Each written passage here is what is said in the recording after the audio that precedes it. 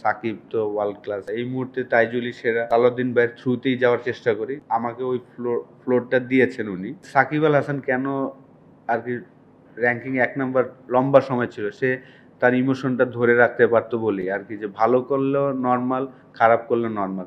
তো আমাদের প্লেয়াররাও যদি এই ইমোশনটা যদি আমরা নরমাল করতে পারি, বিশেষ করে ব্যাটিংয়ে আমাদের কি হয় যে আমরা একটা ইনিংস ভালো খেললে হয় ওভার কনফিডেন্স হয়ে যাই, আগে থেকে চিন্তা করে ফেলি। ওই জিনিসগুলো যদি আপনি না করেন তাহলে আসলে সাকসেসফুল রেটটা বেশি হবে। তো সেই জিনিসটাই আসলে আমাদের প্লেয়াররা করার চেষ্টা করছেন এবং মেসেজটা ওইভাবেই দেওয়া হয়েছে। যার সময় আমি বলব যে সে সেরা। এই মুহূর্তে তাইজুলই সেরা। রফিক ভাইয়ের সময় রফিক ভাই ছিলেন। সাকিব তো ওয়ার্ল্ড ক্লাস।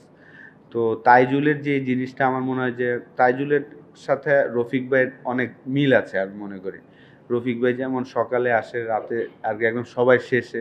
সাকিব আবার টোটালি ডিফারেন্ট ছিল, যে ও ৪ ওভার বল করলেই ওর মনে হইতো যে না আমার আজকে এনাফ তো এনাফ। ও হয়তো অনেকটা ব্রেন দিয়ে প্র্যাকটিসটা করতো। কিন্তু তাইজুল এবং রফিক ভাইয়ের মিলটা আমার কাছে একরকম লাগে, যে তারা সকালবেলা আসবে, আইসা শুরু করবে, শেষ পর্যন্ত করার চেষ্টা করে। যুক্তরাষ্ট্রের ১ নম্বর জিম চেইন গোল্ডস জিম এখন আবারও বাংলাদেশে। বসুন্ধরা আবাসিক এলাকা ও বসুন্ধরা সিটি শপিং মলে। এবং পরিশ্রম করেই আসলে তারা খেলার চেষ্টা করছেন।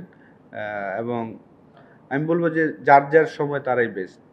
এই সিরিজে আমি ব্যাটিং কোচ হিসেবে আসছি। তো সালাউদ্দিন ভাই অ্যাসিস্ট্যান্ট সিনিয়র কোচ। তো আমাকে ওই ফ্লোরটা দিয়েছেন উনি, যেহেতু আমি ব্যাটিং কোচ হিসেবে এসেছি।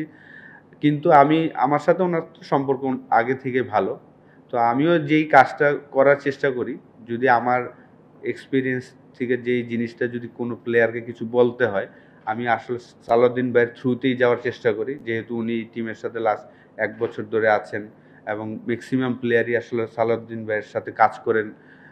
আর আমি কোচিংয়ে আসছি আসলে নতুন। তো আমিও চেষ্টা করি যদি কোনো প্লেয়ারকে কোনো ইনপুট দিতে হয়, আমি চেষ্টা করি সালাউদ্দিন ভাইকে ডেকেই জিনিসটা আমার এক্সপেরিয়েন্সটা শেয়ার করি এবং উনি ওইটা বলার চেষ্টা করেন।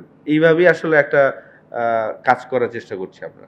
আমার কাছে মনে হয়, দেখেন আমরা মনে হয় ১৫০ টা প্লাস টেস্ট খেললাম ২৫ বছরে। আমাদের প্লেয়ারের সংখ্যা কিন্তু ১০৮ টা।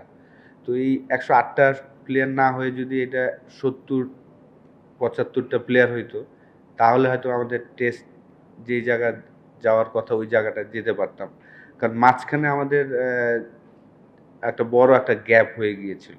তো এই কারণে আসলে এখন টেস্ট টিমটা ভালো কেন বলছি? ম্যাচের সংখ্যা বেশি, ঠিক না? যে একেকটা প্লেয়ার ১০০ টা টেস্ট খেলেছেন, ৭০ টা টেস্ট খেলেছেন।